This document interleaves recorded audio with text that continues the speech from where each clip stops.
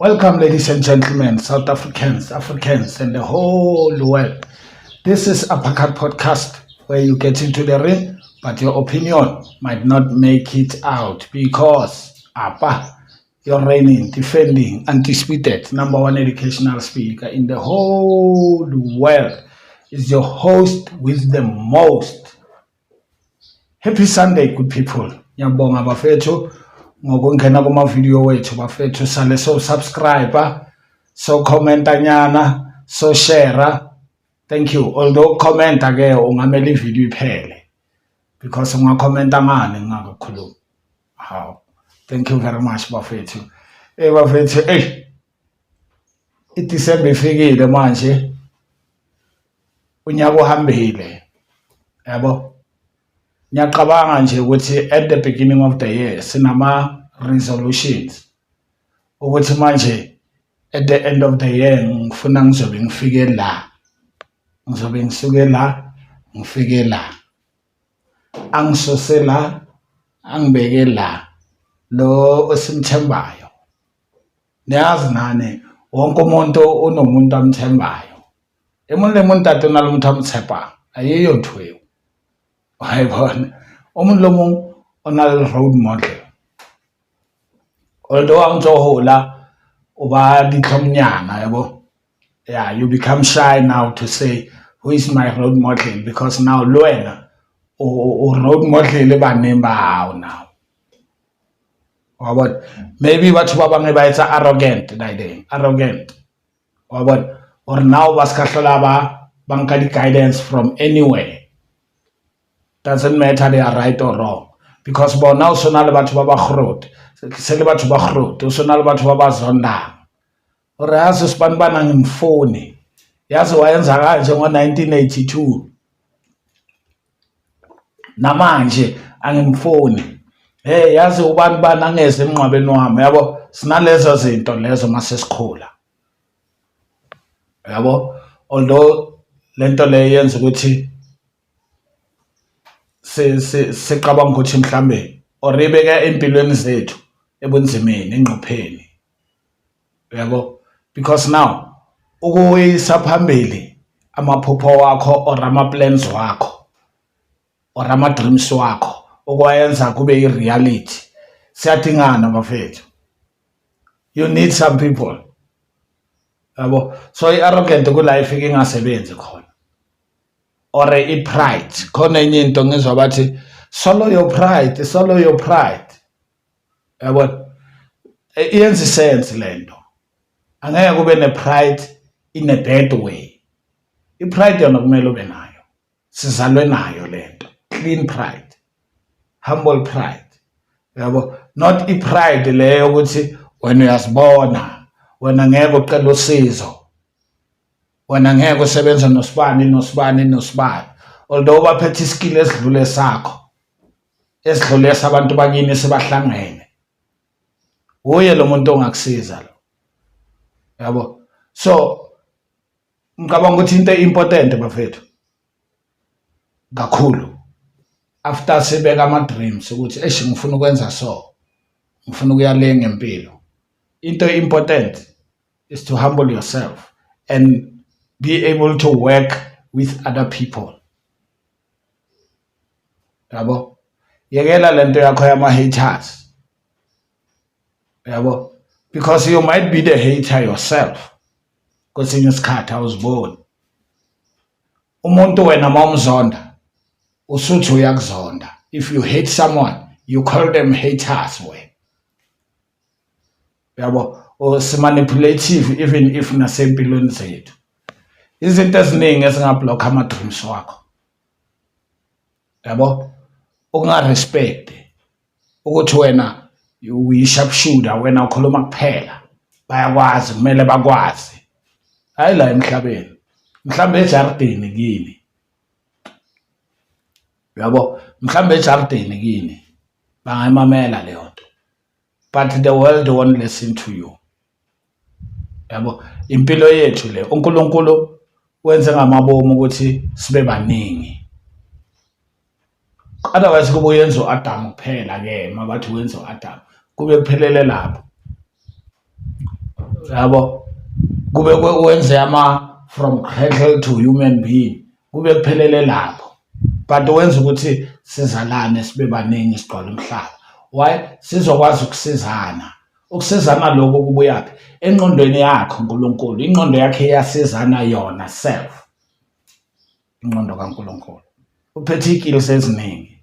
So to each and every one of us ulahlele iskill lapho, ulahlele iskill lesi nalesi lezanazo zonke. You understand? So that's why we need each other, guys. Together we are God. You have God in you alone, but with another person combined, now you are God. Wabona, trying to perfect something positive, something that will be beneficiary in the community. Modimo ka se reetse a qeta ba re hloya or a re bolaya bafethu. God won't do that. Okay, at least that's my opinion. uNkulunkulu angeke asidale asenze makaqeda asibulale. Yabo, ngicabanga ukuthi thina yithi esizibulalayo, esizibulalisayo. Same as nama dreams wethu nama resolutions wethu. Yithi sibuye futhi sizisabotage bafethu. Mangahle uyibhekisise kahle lento. Mangapay attention. During the year, inqumo ozithathayo wena wenzani? Yabona? Example, you want to buy a car at the end of the year. But every week wena uyetshwaleni. Yabo? Ayikho ipicnic edlulayo. Ayikho ibirthday edlulayo. Khona abantu abathanda ubumnandi kuze kuyenqevele. As sengishilo kwamanye amavideo ukuthi bafethu, everything that you're gonna overdose, believe me, ngibone ngami, angeke uze enjoy for the rest of your life. You're gonna be disappointed by it at some point in life.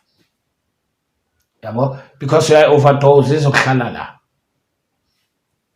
Yabo? So wena sophuza amatshwala sowenzana entertain abantu unika abantu imali kuphela, you don't have that discipline. Sibulawa yiyo, including myself. Angithi I'm talking from experience, man. Yeah, mina uqabanga ukuthi ngikhuluma from experience. But ke nezinto ziyavela, usathi ubudgetile kuvele isifo. Yabo, somebody in the relatives maybe die, and now you are supposed to take that money that you were budgeting for the car, and now you have to spend it.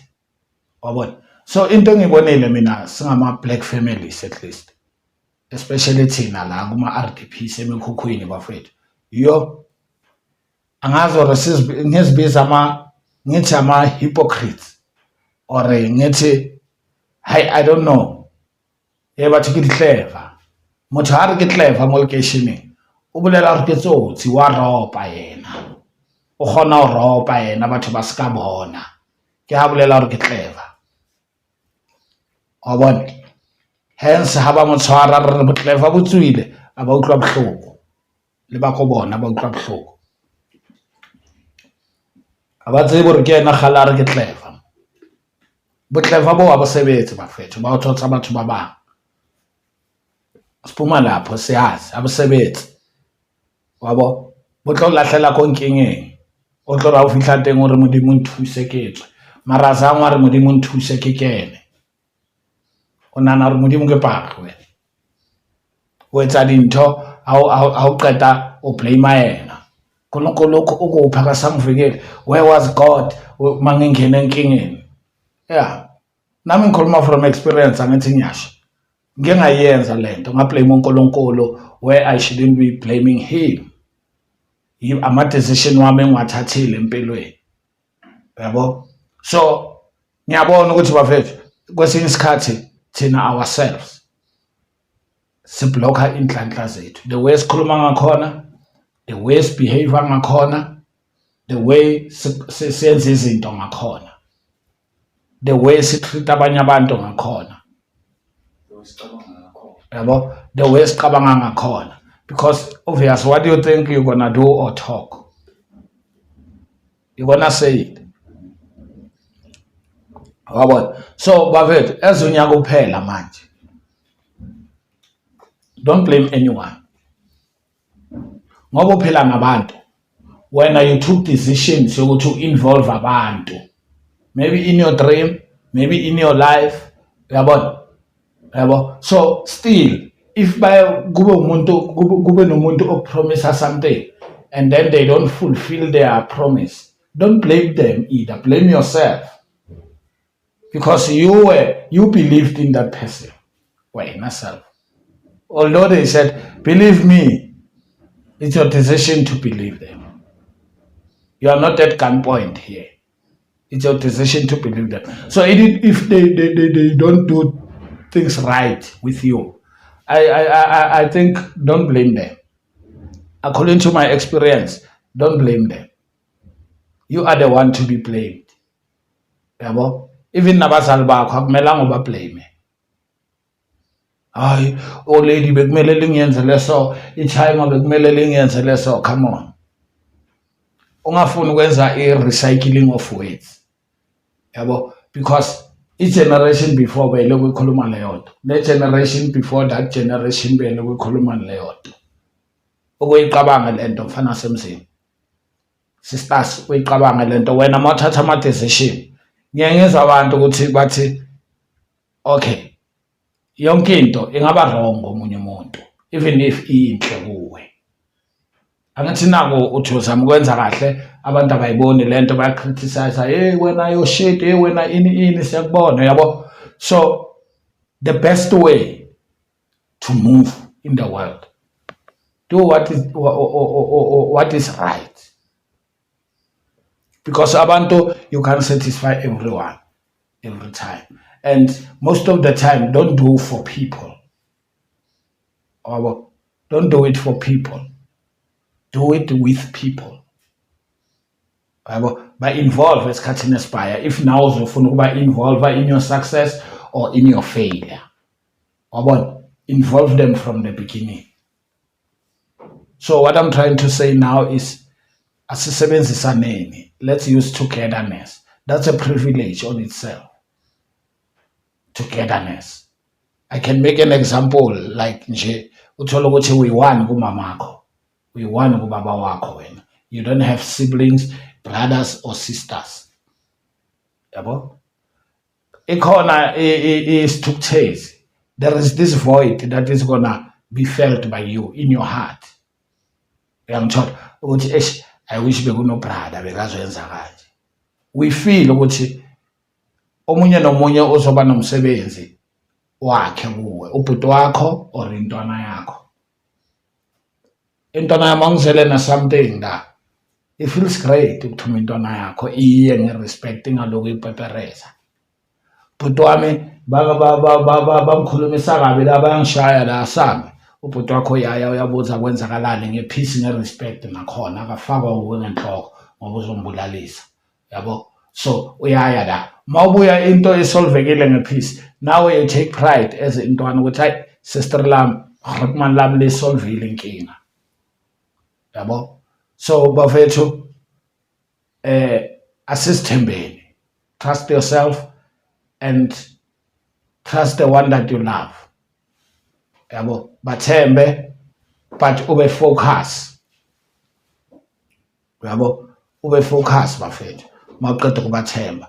So impilo izoba ngcono for ngithi sonke. Ngeke sisakhalifa losiloko siblame abantu. Just know wena uwe empilweni yakho.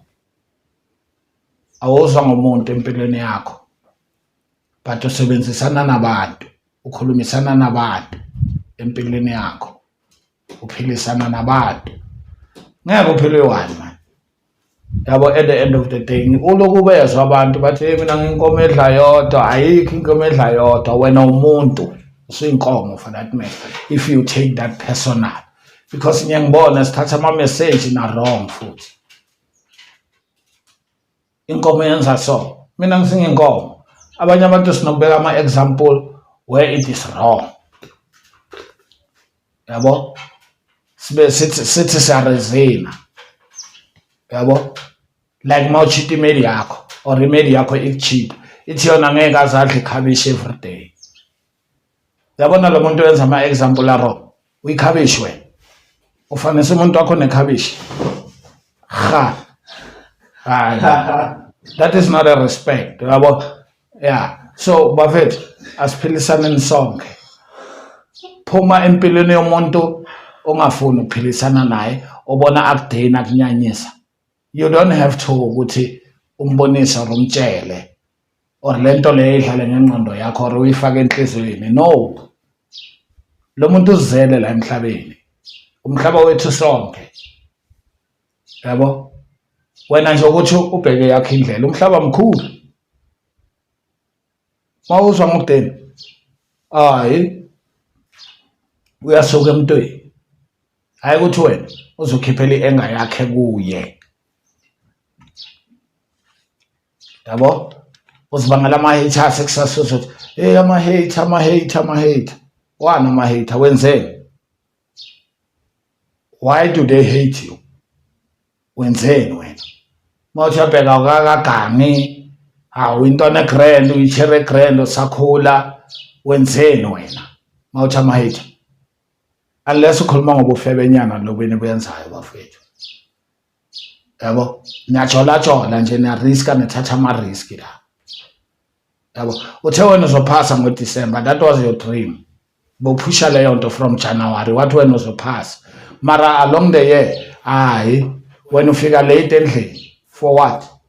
Ulokuza nale out yakho niyajola yabo. Uqala kube emkhukhwini nenza sex yabo. Hayi baby ngijabulise, umjolo wenza kanje. Ubani owazi umjolo? Umuntu azokucontrola kumanipulate. No baby, masijola kumele senze kanje, soyayenza. Masijola kumele senze kanje. Uyistupid ngaleso sikhathi because uzwa ngaye. Kusasa kuzobe kwenzeka i-mistake ye-lifetime, uzobe umblame yena. No, ngeke kwenzeke kanjalo yabo. Ngeke kwenza lezo zinto, senza ama-mistake at the end of the year blame abantu yabo. Wena towards your dream you can move slowly, don't be in a hurry. Hamba enhle ngespeed sakho, not slow not fast, but ngespeed sakho yabo. Imoto mayithi 120 la imithetho yendlela, imoto ithi 200. Ispeed sakho is 120, akusi 200 ngoba silabo speedometer. No. Ispeed ekumele usilandele esalendlela okuyo nesimo kuso. Nyakushaya ikhefu nge-220 wena, izokubulala uzothi bangiloyile uNkulunkulu nywi. Udakwala phezu kwemoto nywi yabo. Nadakwa maniqeda nenza ipatinyana encane lapha, nabazali benu abanikhuzi ukuthi abafuni nokwazi ukuthi leyo party kwenzakalani, why kunaleyo party organize obani, kukwabani lapho. Kabe umngani wakho lo othi wena kuneparty noshaya overnight khona, umama wakho angazi ukuthi kukabani, angathathi ne-initiative ukuthi ayobuza kukabani. Uyayibona i-risk leyo nto, i-risk leyo nto, because wena you are still a child. Noma ungazizwa ngathi uyiclever, dala sizizwa ngathi sihlakaniphile. Yo azange sabuya, uyasibona namanje siyasokola, but sila for wena ne-peace ngoba siyakuthanda futhi siyakuhlonela. Nani bantu abadala sisebenzisaneni, abantwana bayifunde kithi lento, asibe nomzekelo right emhlabeni. Angeke ngisayidonsa, ngizophelela la namhlanje yabo. If you have dreams, work towards them, move with your speed, you understand, and work with other people, respect them along the way. Peace.